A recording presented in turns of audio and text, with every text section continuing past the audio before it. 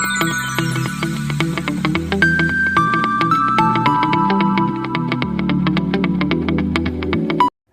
everyone, welcome back to our channel Idumban Tamil மருத்துவம். இன்றைக்கி நம்ம வீடியோவில் மழை காலத்துலையும் பனி காலத்துலையும் நமக்கு ஏற்படக்கூடிய ஜலதோஷம், சளி, இருமல், காய்ச்சல் அதனால் ஏற்படக்கூடிய உடல் உபாதைகளை குணப்படுத்தக்கூடிய தீர்வை தான் பார்க்க போகிறோம். தீராத நாட்பட்ட நோய்களுக்கு எங்களுடன் நேரடியாக கன்சல்டிங் செய்ய விரும்புவோர்கள் மட்டும் கூகுளில் ஜஸ்டைல் பேஜ் ஓப்பன் பண்ணி அதில் இடுமன் சித்தா மற்றும் ஆயுர்வேத மருத்துவம்னு சர்ச் பண்ணிங்கன்னா அங்கே இருக்க காண்டாக்ட் மூலமாக எங்களுடன் நீங்கள் தொடர்பு கொள்ளலாம்.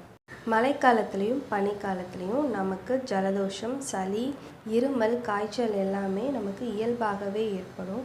இந்த தொல்லைகள்னால் உடலில் பல உபாதைகளை உண்டாக்கும்.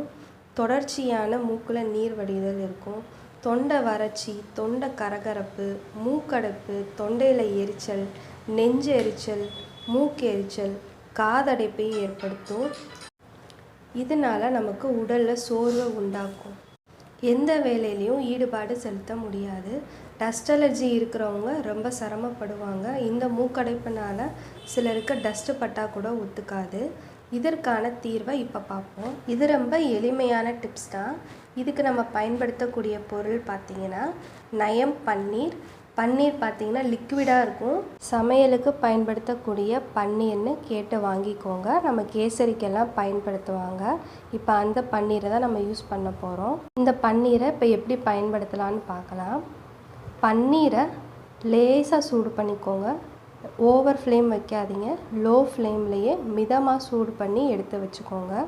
இப்போ நம்ம சூடு பண்ணி எடுத்து வச்சுருக்க பன்னீரை வயதுக்கு தகுந்தாற் போல் கொடுத்து வரணும். 15 வயதுலேருந்து 25 வயது வரைக்கும் 1 ounce வீதம் கொடுக்கணும்.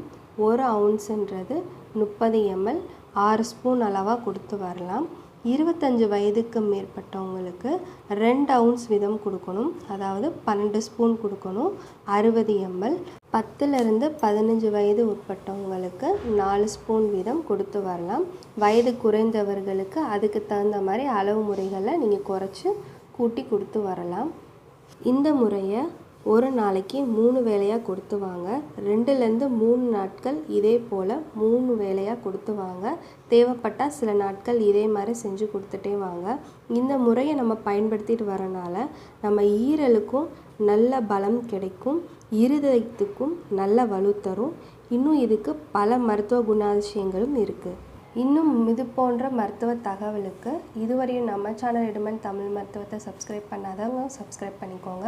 பக்கத்தில் இருக்க பெல் ஐக்கானை ப்ரெஸ் பண்ணிக்கோங்க. அப்போ நம்ம லேட்டஸ்ட்டாக போகிற வீடியோஸோட அப்டேட்ஸ் உங்களுக்கு உடனுக்குடனே கிடைக்கும். மருத்துவம் சார்ந்த சந்தேகங்கள் உங்களுக்கு இருந்தால் கீழே நீங்கள் கமெண்ட் பண்ணலாம். நம்ம வீடியோஸை லைக் பண்ணுங்கள், ஷேர் பண்ணுங்கள்.